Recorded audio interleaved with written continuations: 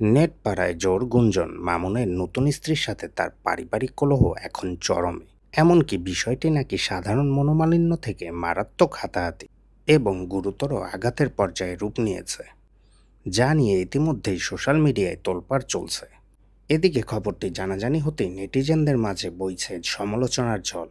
অনেকেই বলছেন, যেখানে প্রথম সংসারেও নানামুখী আইনি জটিলতা তৈরি হয়েছিল, সেখানে দ্বিতীয় সংসারে এত দ্রুত এমন অনাকাঙ্ক্ষিত পরিস্থিতি তৈরি কেন হলো?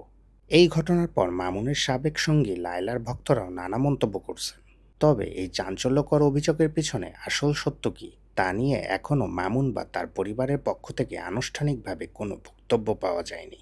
অনেকেই বিষয়টিকে কেবলই ভাইরাল হওয়ার নাটক বা গুজব বলেও উড়িয়ে দিচ্ছেন। আপনার কি মনে হয়, এটি কি সত্যি, নাকি কোনো পারিবারিক অনাকাঙ্ক্ষিত কোনো ঘটনা, নাকি সস্তা পাবলিসিটি নেওয়ার ইচ্ছা? কমেন্ট করে আমাদেরকে মতামত জানান। পরবর্তী আপডেটের জন্য আমাদের চ্যানেলটি সাবস্ক্রাইব করে রাখুন।